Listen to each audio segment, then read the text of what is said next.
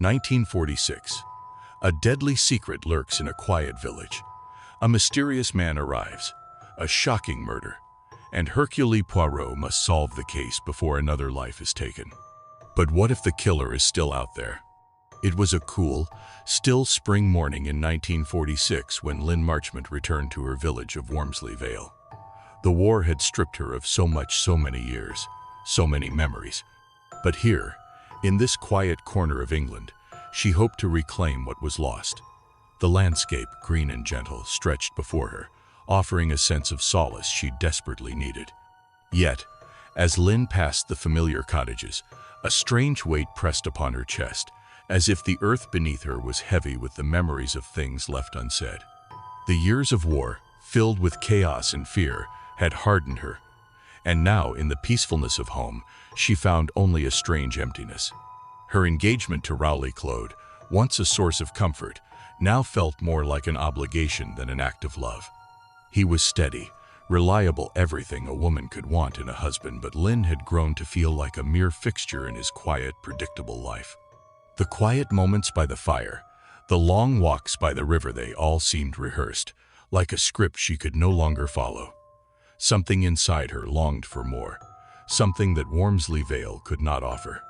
As she walked through the village square, she noticed the bustling of the small town's usual rhythm, the gentle hum of village life. It all seemed so safe, too safe. She had craved peace, but now that it was within her grasp, it felt suffocating, like a bird in a cage. Then, as if fate itself had decided to stir the pot of monotony, the stranger appeared. The village inn, the Stag, was a place Lynn had visited countless times. It had always been a home to travelers and gossip alike. But today, something was different. A chill had settled in the air, and as Lynn approached the inn, her eyes were drawn to a figure standing in the doorway, framed by the fading sunlight. He was tall, with sharp features that seemed too striking to belong in a village like Wormsley Vale. His dark hair, slicked back with a practiced hand, framed a face that seemed both familiar and foreign. He was dressed in a dark, well-tailored suit, a touch out of place in this rural setting, but it was his eyes that caught Lynn's attention. They were deep and intense, as though he had seen things that no one should ever have to see. He seemed like a man who had come from far away, a man whose past was cloaked in mystery. "Ah, Miss Marchmont," he said, his voice smooth, almost too smooth, as if he had rehearsed the words. "I've heard much about you." Lynn froze, her steps faltering as she tried to place him. How did he know her? Her gaze narrowed, but before she could speak, he continued. "I am Enoch Arden," he said, his smile unsettlingly calm. "I've come with secrets that could ruin lives." The words hung in the air like a thundercloud, charged with the promise of something ominous, something dark. Lynn's heart skipped a beat. Who was this man? What secrets did he carry? And why had he come to Wormsley Vale, to her doorstep, to disrupt her life so casually? There was something unnervingly familiar about him, yet Lynn could not place where she had seen him before. His eyes never left hers, and there was a certain coldness in them, as if he knew something she didn't. Something she should know, but would rather not. The town, which had seemed so quiet moments ago, now felt suffocating alive with unspoken questions. A cold shiver ran down Lynn's spine as she stood there, trying to make sense of the man before her. Enoch Arden. The name, the face, everything about him felt like a riddle waiting to be solved. As he stepped aside to allow her to enter the inn, his parting words seemed to echo in her mind. A warning. Every village has its secrets, Miss Marchmont, and some are not meant to be uncovered. With that, he disappeared into the shadows of the inn, leaving Lynn with a sense of foreboding she couldn't shake. The peacefulness she had longed for felt like a distant memory now, replaced by a gnawing sense of dread. And as she stood there, staring at the closed door, a single thought raced through her mind. What had she just walked into? Cliffhanger ending. The door closed behind her. But was the true danger only just beginning? The disruption. The sun hung low over Wormsley Vale as it began its descent behind the hills, casting long shadows across the village streets. There was a strange stillness in the air, as if the earth itself was holding its breath. For Rosaline Claude, life had changed in ways she had never anticipated. The death of her husband had once left her lost in a sea of grief, but now, with the inheritance she'd received, she found herself living in a world of wealth and security, a life she'd never imagined for herself. But something was wrong. The glimmer of new wealth did not bring the peace she had hoped for. Instead, it cast a darker shadow upon her existence. She lived in the Grand Claude family home with her brother David Hunter, who watched over her with an air of protectiveness that bordered on suffocating. His presence was always there, quiet, constant, and it made Rosaline uneasy. She had never been able to shake the feeling that he was hiding something from her, something that made him a stranger in his own home. Despite the wealth that had come with Robert Underhay's death, Rosaline never truly felt free. The mansion felt too large, the quiet too heavy. She often found herself gazing out the window, wishing for something more, something exciting, something that would break the monotony of her lonely gilded cage. One evening, as she sat by the fire, the door creaked open, and in stepped the figure she had come to dread, the mysterious Enoch Arden. His dark eyes, full of secrets, found hers across the room, and his lips curled into a thin smile. There was no greeting, no warmth, just a silent acknowledgement of her presence, as though he knew things about her, things no one else did. "Miss Claude," he began, his voice low and measured, "you've come into quite a fortune, haven't you?" She stiffened at his words. There was no malice in his tone, but the way he said it, like a man revealing a long-hidden truth, sent a chill down her spine. "I've heard whispers," he continued, his gaze never leaving her. "Whispers of a first husband, Robert Underhay, a man presumed dead, but what if I told you he might still be alive?" The words hung in the air, each one heavy with the weight of possibility. Rosaline's breath caught in her throat. The past she had so carefully buried was suddenly resurfacing, dragging with it a flood of unwanted memories. Robert Underhay, the man she had loved, the man she had buried. Could he still be alive? Her heart raced, and she glanced nervously toward David, who was seated at the far end of the room, a book in his hands, but his eyes fixed on Enoch with a sharpness that betrayed an inner tension. There was something about the way he looked at the man that sent a wave of unease through Rosaline. She had never seen him like this, agitated, his calm demeanor slipping. What did he know? What was David hiding? Enoch Arden's smile widened as he read the confusion on her face, and with an almost imperceptible nod, he turned to David. "Mr. Hunter," he said, his voice now sharp, as if testing the waters, "I wonder how it feels to know that a secret so carefully kept might soon unravel. A secret that could ruin everything." David's jaw tightened. For a moment he said nothing, but the flicker of panic in his eyes spoke louder than any words ever could. Rosaline watched in silence, the room suddenly feeling far too small. Enoch Arden knew something dangerous, and he was not afraid to expose it. David's hand trembled slightly as he set the book down on the table. He rose from his chair slowly, deliberately. "Leave Arden," he said, his voice low, but laced with an edge that Rosaline had never heard before. "You're treading in dangerous waters." But Enoch Arden only laughed softly, a sound that sent shivers through Rosaline. "Dangerous, yes, but danger is what makes life interesting, don't you think?" As Enoch's words hung in the air, there was a fragile moment where everything seemed to shift. Rosaline's world, once so carefully ordered, felt like it was beginning to crack at the seams. Her gaze darted between David and Enoch, the tension between the two men palpable. Her mind raced, trying to make sense of the situation. What was the truth? Could Robert truly be alive? And why did David seem so desperate to protect this secret? Enoch took a step back, his eyes flicking to Rosaline once more. But then again, he mused, his voice almost a whisper, "Some secrets are worth keeping, until they're not." The words were like a slap, the final drop in a glass already filled to the brim with anxiety and suspicion. Enoch Arden turned on his heel, his departure as abrupt as his arrival, leaving a lingering sense of dread in the air. As the door clicked shut behind him, Rosaline felt as if the room itself had grown colder. The fire crackled in the hearth, but it couldn't melt the chill that had settled over her. David didn't move for a long time. He simply stood there, his back to her, staring out the window. The silence was suffocating, and Rosaline felt the weight of the unsaid words pressing against her chest. Finally, she broke the silence, her voice barely above a whisper. "David, what did he mean? Is Robert still alive?" David turned to face her, his expression unreadable. His eyes held a storm of emotions: fear, guilt, and something darker. "It's nothing," he said, his voice strained. "You don't need to worry about it." But Rosaline knew. She could see it in his eyes. The secret was out, and now there was no turning back. Cliffhanger ending. Was Robert Underhay really alive, or was something far more sinister at play? The discovery. The village of Wormsley Vale had not yet recovered from the storm of whispers that had blown through it with the arrival of Enoch Arden. The air, though clear, was thick with tension, and the once bustling streets now seemed unnervingly quiet, as if everyone was waiting for something to happen. That something did. On the morning of the third day since Enoch's cryptic visit to the Claude household, a piercing scream shattered the silence.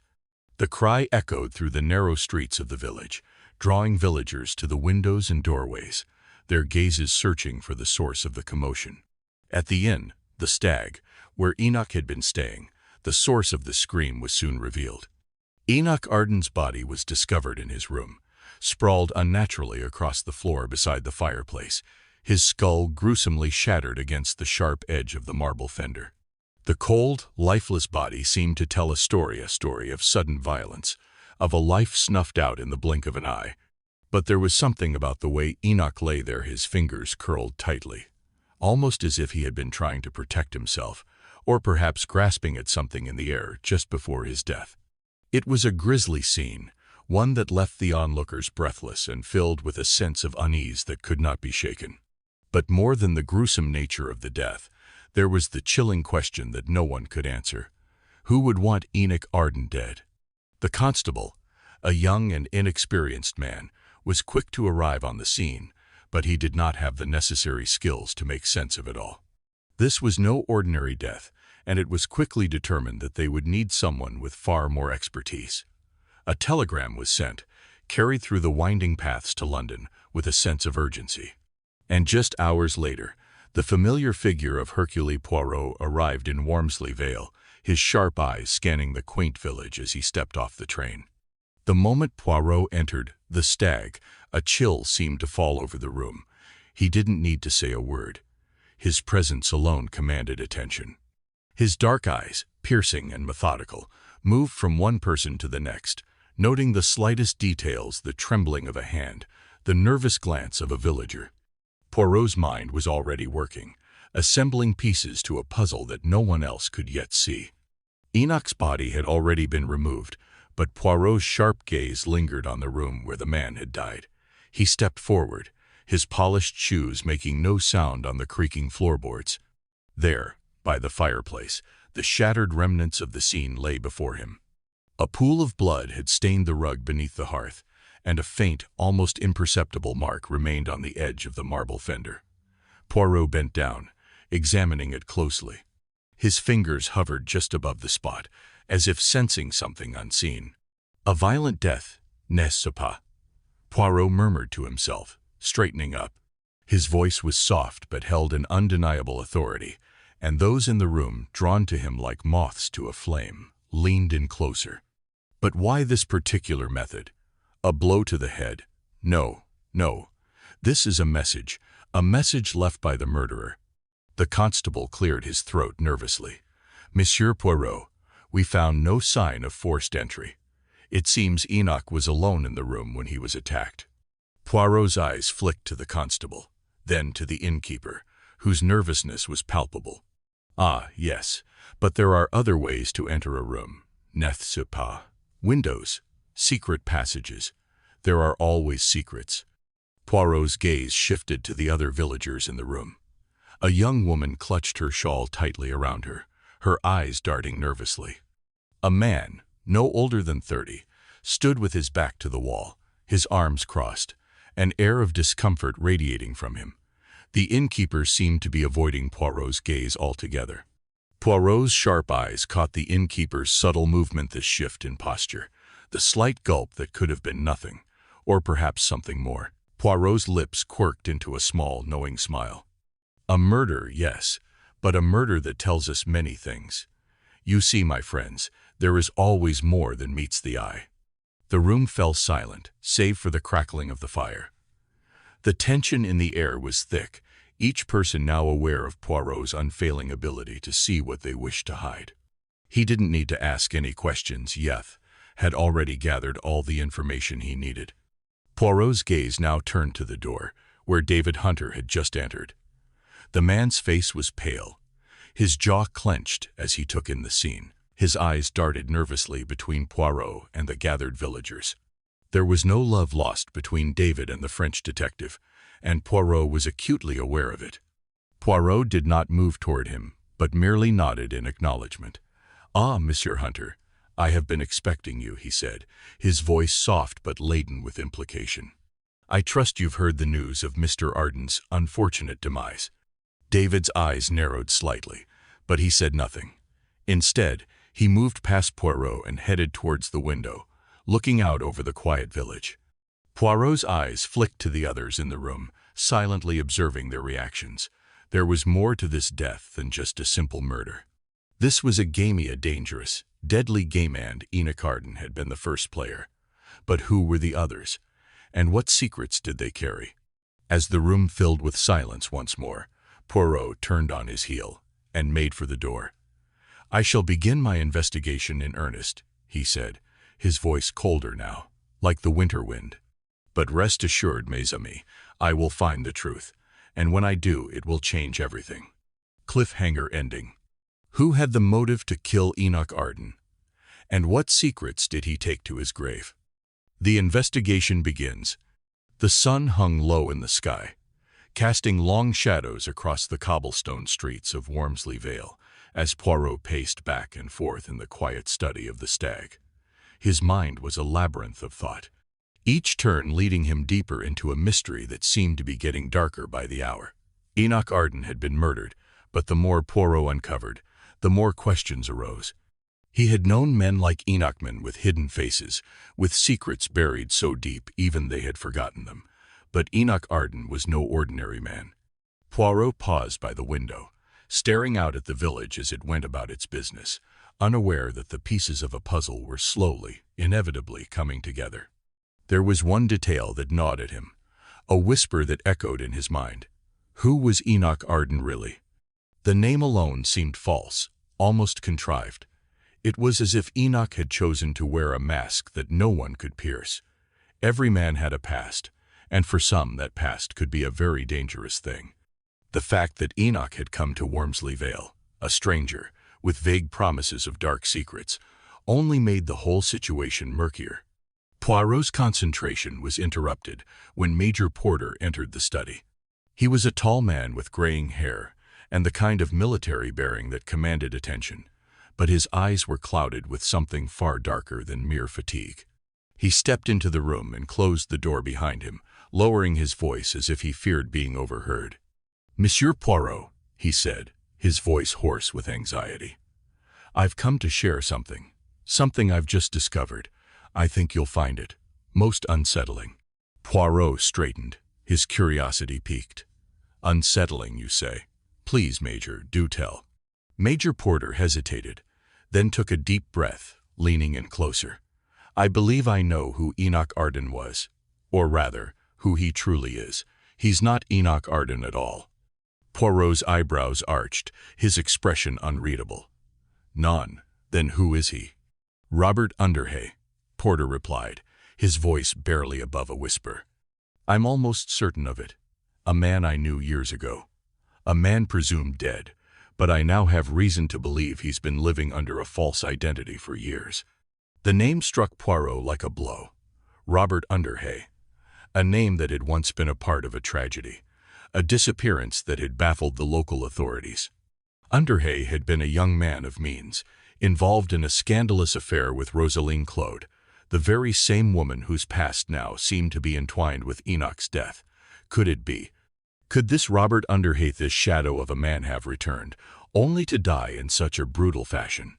Major Porter continued, his voice trembling. I knew Underhay as a young officer. He was brash, impulsive, and deeply in love with Rosaline. He disappeared under mysterious circumstances after a quarrel with her brother, David Hunter, many years ago. The affair was the talk of the town, and then, nothing, no sign of him, no trace. But now, I'm sure it was him, Enoch Arden. It makes sense, doesn't it? If he had returned, he would have kept his identity a secret, especially with everything that had gone wrong between him and the Claude family. Poirot's mind whirred into motion. It made sense, yes, but there was something else gnawing at him. Something in Major Porter's tone. Something in the way the story was unfolding. There was a truth hidden beneath the surface, something that had been deliberately buried. Porter, you are certain of this? Poirot asked, his voice steady but filled with a quiet urgency. I am, Major Porter replied, his face taut with the weight of the confession. But you must understand, no one can know. If word gets out, it could ruin everything. The jury would never believe it, they would dismiss it outright. The very idea that Robert Underhay, presumed dead, could be alive all this time. Poirot studied the Major's face, looking for the telltale signs of deception. But there was nothing but a man burdened by the weight of an old secret, a man who feared the consequences of revealing too much. Poirot knew then that the mystery had only just begun. For if Major Porter's claim was true, then what of Rosaline Claude? What of David Hunter? And most pressing of all, why would Robert Underhay, if that was indeed who he was, choose to return now, under a false name? Poirot stood up, his eyes gleaming with a new intensity. This is an intriguing development, Major, he said quietly, his tone betraying nothing. But it is also a dangerous one. You are correct. The jury will dismiss this claim as fantastical. But that does not mean it is not true. I will investigate further, and I will leave no stone unturned. With that, Poirot turned to leave the study, his mind already racing through possibilities, calculating every angle. But as he reached for the door, he paused. One more thing, Major. You will keep this to yourself for now. We cannot afford to let anyone else know of your discovery. Not yet. The Major nodded, the tension in his shoulders easing ever so slightly. But as Poirot left the study, a terrible unease lingered in the air. For if Enoch Arden was truly Robert Underhay, what other secrets had he been hiding? And more importantly, who had killed him? Cliffhanger ending. What other dark truths lay buried beneath Enoch's new identity, and who was desperate enough to silence him forever? Did you catch the hidden clue in the video? Poirot's investigation unfolds. Secrets and suspicion. The investigation, once a mere ripple, had now become a tidal wave of suspicion, each wave more perilous than the last. Hercule Poirot stood in the quiet corridor of the Stag, a place now heavy with the scent of danger and unraveling secrets. His thoughts were a labyrinth of possibilities, the threads of the case weaving through his mind like a delicate tapestry, pulling him toward something elusive and hidden beneath the surface. The death of Enoch Arden had drawn the villagers into a web of whispers, but it was Poirot who saw through the haze of fear. As the investigation wore on, his keen mind began to uncover the pieces of a puzzle that were not so easily visible to the untrained eye. Francis Claude. The name had slipped through his thoughts like a shadow, a name tied to the dead man, Enoch Arden. And yet he had no clear answer for its significance. It wasn't until a conversation with Mrs. Leadbetter, a regular guest at the inn, that the first glimmer of truth began to emerge. I saw her, Mr. Poirot. Mrs. Leadbetter had whispered to him, her hands trembling as she set her teacup down. A young woman. She was dressed in the most garish shade of orange and orange scarf, as though she wanted to be noticed. It was late that night, much later than any proper lady ought to be out. She came straight through the door and into Mr. Arden's room, and I could hear them talking low voices, but unmistakable. I didn't want to be a bother, but when I saw the woman leave the next morning, she was different. Something had changed about her. Poirot's mind flicked to the woman Mrs. Leadbetter had described. A mysterious woman, an orange scarf. Why that color? It was loud, bold, a statement. A woman with a purpose, perhaps. But who was she? And why had she visited Enoch Arden in the dead of night? Was this a simple lover's quarrel, or was there something darker at play?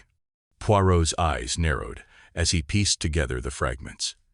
Frances Claude, the estranged sister of Rosaline Claude, had once been involved with Robert Underhay, the man who now appeared to be Enoch Arden.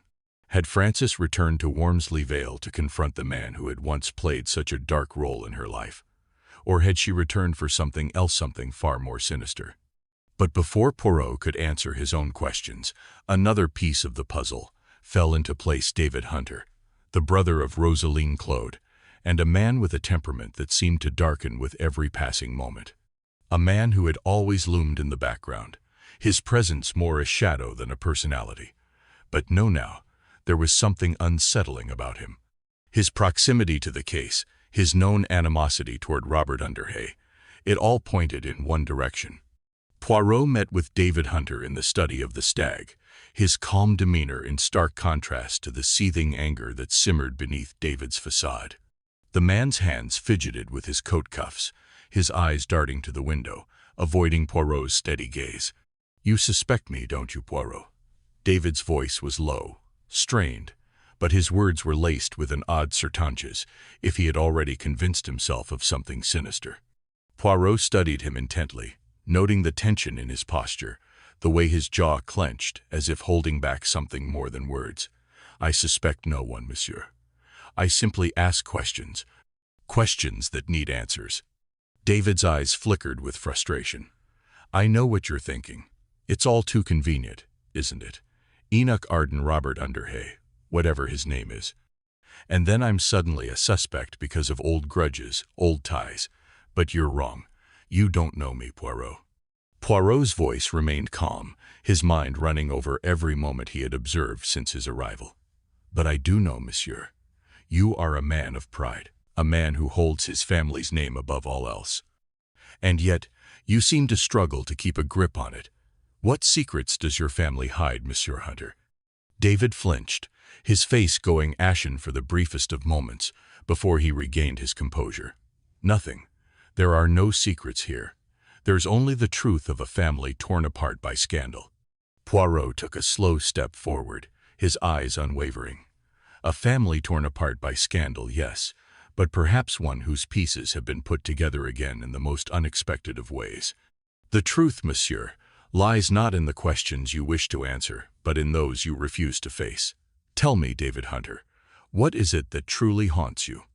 The tension in the room was palpable, and for the first time, Poirot saw the cracks in David's facade. The man was unraveling, but Poirot had no clear idea yet of why. And then, in an unexpected shift, Poirot's thoughts turned back to Frances Claude. Could she be connected to this unraveling? Was she the key to understanding the truth of Enoch Arden's death, or was she merely another distraction, a red herring thrown into the mix to mislead him? As he left David Hunter to his own thoughts, Poirot felt the weight of the case pressing heavier on his chest. The shadows of this small village were long and winding, and the people who lived here, with their secrets and lies, seemed to blur the lines between right and wrong. Cliffhanger ending. The real question remained, was David Hunter truly guilty, or was the true killer hiding in plain sight? And as Poirot pondered this, a chilling thought crossed his mind. Could it be that Frances Claude was more than just a woman with a past? Could she be the one who held the final key to Enoch Arden's death hand, the dark secrets that would tear the Claude family apart? The midpoint. The investigation, which had seemed so simple at the outset, had grown into something far more complicated, far darker. Hercule Poirot, as always, remained a quiet observer of the twists and turns, his sharp eyes catching the smallest of details that others might miss. But even for him, the web of secrets and lies was becoming dangerously tangled. It was late one evening when the breakthrough came, an unexpected discovery that set the entire case on its head. Poirot had been following the smallest threads of evidence, almost by instinct, when a piece of old correspondence forgotten by everyone but him emerged from the clutter of paperwork in Major Porter's office. At first glance, the letter appeared inconsequential, a simple note about a family matter. But to Poirot's trained eye, It was a small key that unlocked a world of hidden truths. With a careful hand, Poirot pieced together the puzzle of Enoch Arden's true identity. Enoch Arden, the mysterious stranger, the man whose death had sparked such a chain of events, was not who he had claimed to be. No, he was Charles Trenton, Francis Claude's distant cousin, a man once wealthy and well-respected but who had fallen into a life of crime and deception. It was the blackmail that tied him to the Claude family. Charles Trenton, under the guise of Enoch Arden, had been blackmailing Frances for years, threatening to expose a dark secret that could ruin her family forever. But the stakes were even higher than that. The blackmail scheme had grown far more elaborate, reaching into the very heart of the Claude family's wealth and power. Trenton's threats weren't merely about money, they were about control. Control over every piece of the family's legacy. Poirot felt the weight of the revelation settle over him. Frances Claude, though beautiful and composed, was as much a prisoner of her past as anyone in the village. She had been forced to play the part of the dutiful sister, the loving wife, all the while hiding the truth about her connection to the man who had just been found dead. Her hands, Poirot now realized, were stained with the blood of more than one betrayal. But before Poirot could delve deeper into these new revelations, something even more unexpected occurred. Major Porter, the trusted military man who had stood by Frances's side, was found dead. The circumstances surrounding his death were as puzzling as they were chilling. The man, overcome with guilt, had taken his own life. No note was left behind, no explanation offered. It was as if he had simply faded into the shadows of his own conscience. Poirot's mind raced. Major Porter's suicide was no simple act of despair. It was a responsive, direct reaction to the unraveling of the secrets that had been buried so deeply within the Claude family. The man had been part of something, a dark conspiracy that had finally come to light. And now, with Porter gone, Poirot feared the answers would slip through his fingers like grains of sand. The most disturbing part of the revelation, however, was the realization that someone was still pulling the strings, someone who was orchestrating the entire affair with a chilling precision. Poirot's mind honed in on the one target that seemed the most vulnerable: Rosaline Claude. The beautiful widow, already burdened with her family's past and the weight of her newfound wealth, had become the focal point of the danger that surrounded them all. It was clear now. Someone was plotting her death. But who and why? Poirot's eyes sharpened as he realized the true nature of the threat. This was no longer just a murder mystery, it was a race against time.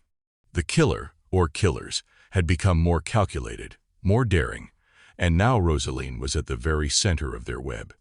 Every move she made, every word she spoke, could bring her one step closer to her end, and Poirot could do nothing but chase shadows in an attempt to save her. The pressure was mounting. Poirot's thoughts were interrupted by the sound of a heavy knock on his door. He turned to find Rosaline standing in the doorway, her face pale and drawn, as though she had seen the ghost of her own future. "Poirot," she said, her voice shaking, "you must help me. I feel as though someone is watching me, as though I am being hunted. Please, you must find out who is behind this. I cannot breathe for the fear." Poirot studied her for a long moment, his gaze sharp and calculating. There was something in her eye, something more than fear. There was desperation. "Madame Claude," Poirot said softly, his voice filled with calm certainty, "I believe you are in grave danger, and I fear before this is all over, someone may take everything from you." As Rosaline left the room, her footsteps echoing in the silence, Poirot's mind raced. He had known from the beginning that the Claude family harbored more secrets than they let on. But now, as the walls closed in on them all, it seemed the clock was ticking, and no one was safe. Cliffhanger ending. In that moment, Poirot made a vow. He would not allow Rosaline to become the next victim. But who could he trust? And who was the shadow moving so silently in the background? The true battle had just begun. The final act. The house, once a symbol of quiet wealth, now felt suffocating, thick with the weight of unspoken truths and looming danger. Lynn Marchmont, whose heart had been tossed about by the chaos of her life, found herself at a crossroads. Her engagement to Rowley Claude, A man of steadfast reliability and quiet charm no longer brought her comfort. Instead, it felt like a chain around her neck, a bond forged not by love, but by obligation. The war, the world, had changed everything. And now, something was stirring within her, a feeling she had not known in the quiet years before the storm. David Hunter, the man whose brooding presence had begun to haunt her thoughts, his gaze both piercing and tragic, had somehow taken root in her heart. His strength, the very thing that had once seemed so comforting, now drew her toward him like a moth to a flame. She knew what she had to do, even if it meant destroying the life she had built so carefully around her engagement. With a mixture of dread and exhilaration, Lynn made the decision. She would end her engagement to Rowley. She could no longer live a lie. As she approached Rowley to deliver the news, she could feel her heart hammering in her chest.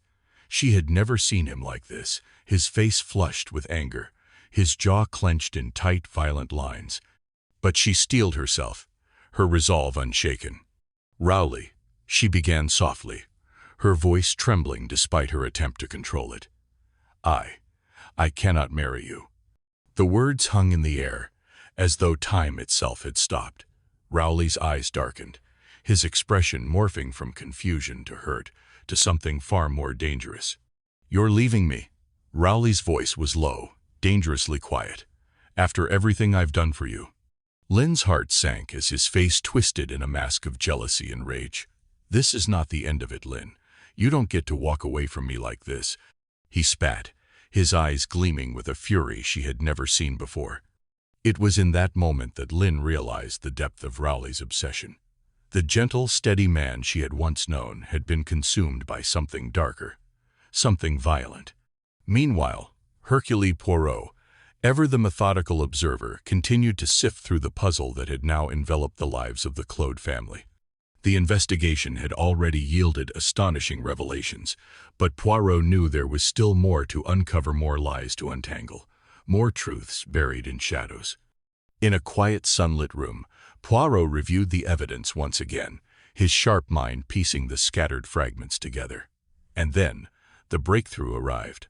The moment he had suspected Rowley Claude, the man everyone had trusted, the man whose calm demeanor had made him the perfect suspect, was not entirely innocent. In a fit of uncontrollable rage, Rowley had killed Enoch Arden Charles Trenton during a violent confrontation at the Stag. The cause had been a momentary lapse in judgment, a jealous outburst that spiraled out of control. Rowley had been angry with Enoch for insinuating things about his family, his wealth, his life, and in that fury, he had struck the man dead. But Rowley had known he could not allow the truth to come out. So, in his desperation, he staged the scene to look like a botched robbery or a strange accident, framing David Hunter in the process. The evidence, the clues, had been carefully manipulated to misdirect suspicion and point the finger at David. It had all been a lie, a plan so carefully crafted that no one had questioned it until Poirot had come along. Poirot leaned back in his chair, his face solemn. The pieces of the puzzle were falling into place with an eerie finality, but there was one final twist he had not expected. The truth about David Hunter, the man who had been the heart of the investigation, was about to shake everything to its core. David Hunter, it seemed, was not who he appeared to be. The beautiful, tragic woman he had called Sister Rosaline Claude had never been his sister at all. No, the woman everyone thought was Rosaline was, in fact, an impostor. Her real name was Eileen Corrigan, a woman with a past as dark and twisted as the secrets surrounding her. David had taken her in, protected her, and posed as her brother to hide her true identity, knowing that the woman's history would ruin her, ruin them both. But why? What had driven him to this deception? What had he hoped to gain by placing himself and this woman at the very heart of the Claude family? The revelation hit like a thunderclap. Poirot had suspected a connection between David and the underworld of lies, but he had never imagined something so deep, so intricate, so devastating. The room felt heavy with the weight of this new discovery. And yet, even with these revelations, Poirot knew the end was not yet in sight. There were still pieces missing, still questions unanswered. The final puzzle was so close now, But would he uncover the last secret before it was too late? As Poirot stood, preparing to confront David and the impostor, the door to his office opened. A familiar face stepped in, a face that had been missing from the investigation for days. It was Frances Claude, her face drawn with worry and fear. "Poirot," she said breathlessly, her eyes wide with panic. I think Rowley has gone mad. He's been talking about killing someone." Poirot's heart quickened. Rowley's volatile nature had reached its breaking point, and now it seemed he was preparing to act. Cliffhanger ending.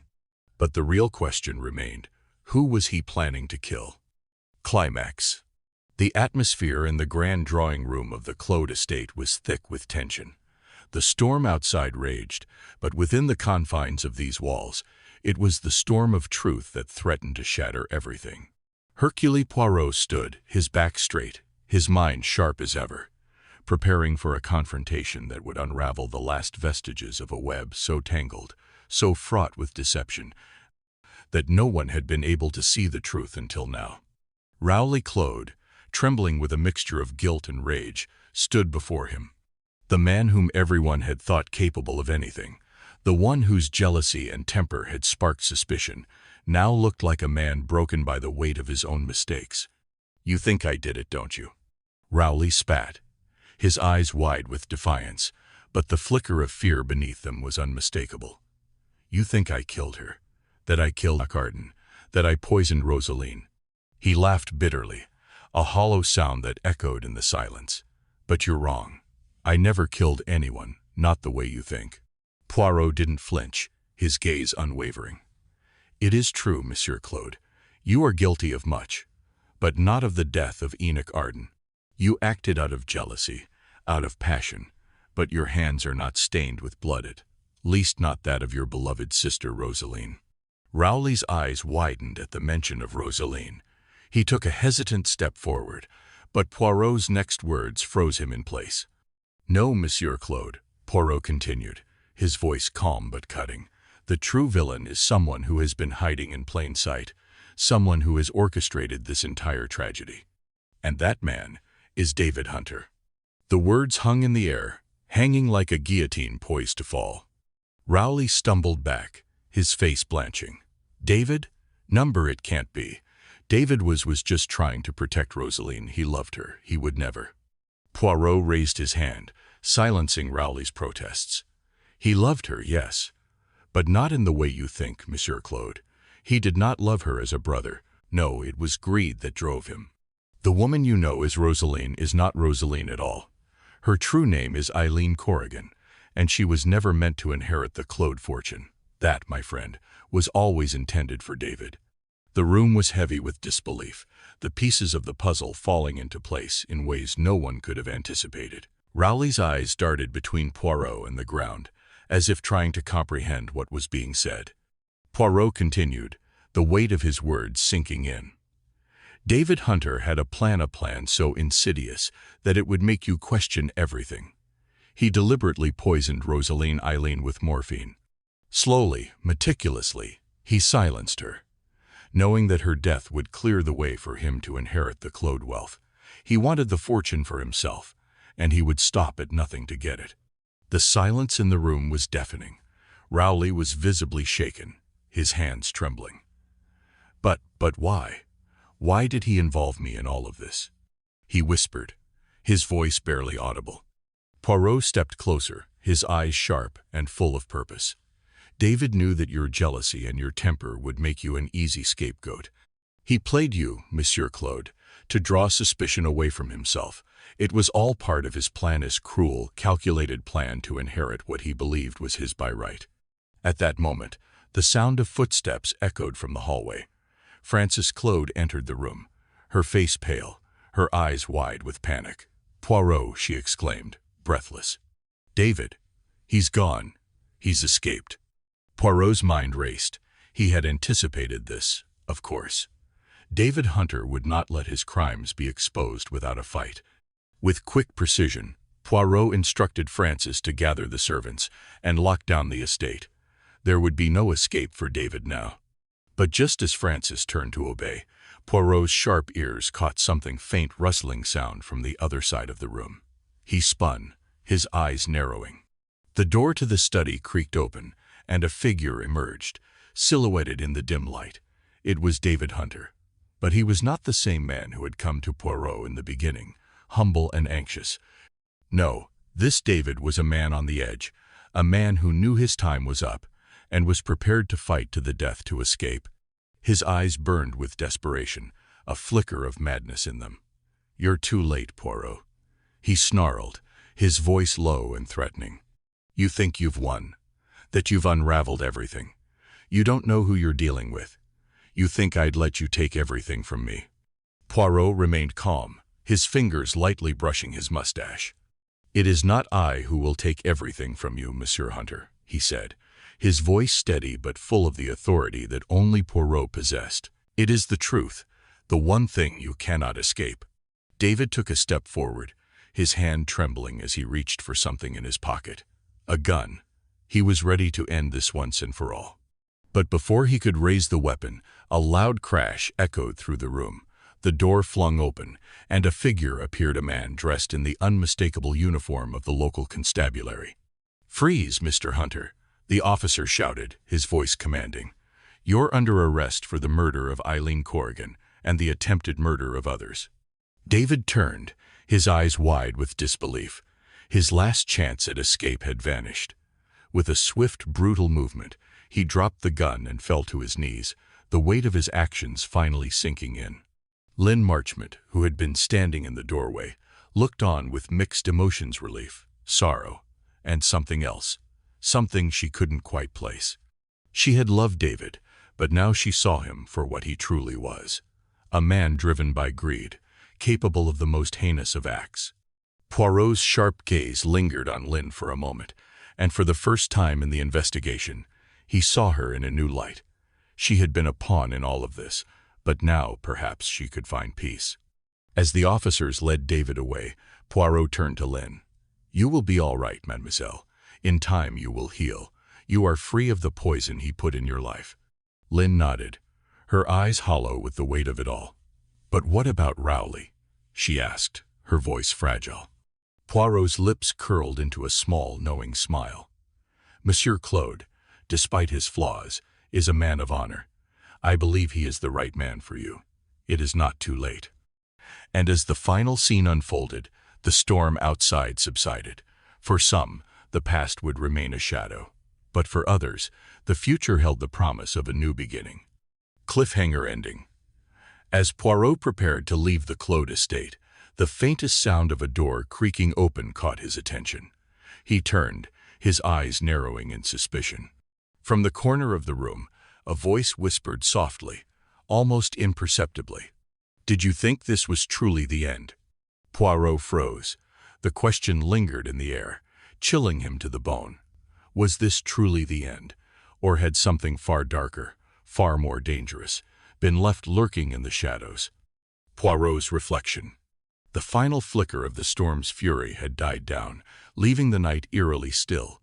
The air was thick with the scent of damp earth, and the only sound was the occasional rustle of leaves disturbed by the wind. Hercule Poirot stood by the grand window of the Claude estate, his figure silhouetted against the soft glow of the moonlight. His thoughts were as sharp as ever, yet there was a heaviness to them, a weight that was only carried by those who have seen the dark depths of human nature. He gazed out, lost in contemplation, as the events of the past days replayed in his mind like a haunting melody. The deaths, the deception, the tangled web of love and money that had ensnared so many. It was all so clear now, yet still, so much remained hidden in the shadows. Poirot's eyes flicked to the small cluttered desk beside him, where a half-finished glass of brandy sat untouched. He had no need for it. His mind was already clouded with the weight of the case.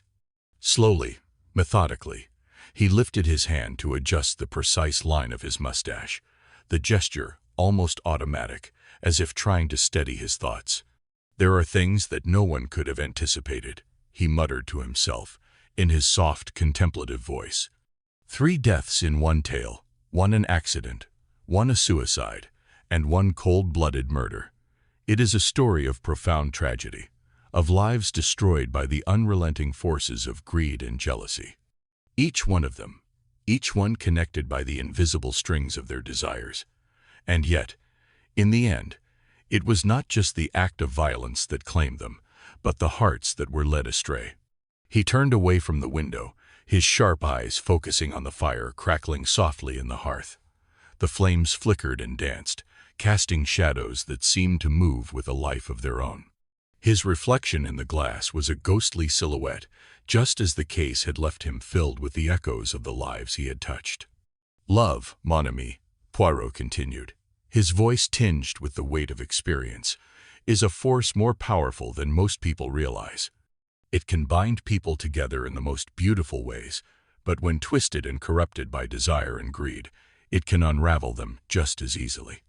The three who met their end each was bound by their own unspoken truths, their own secret passions. He paused, as if waiting for some final piece of the puzzle to click into place. His mind drifted momentarily to Lynn Marchmont, a woman lost, torn between duty and desire. And Rowley clothed the man so consumed by jealousy and regret that he had almost destroyed himself in the process. Both had their reasons for what they did, but neither of them were innocent in the grand scheme of things. Poirot's eyes narrowed, a flicker of something more sinister crossing his expression. The case had been solved, yes, but the truth had come at a cost. There were always consequences to unearthing buried secrets.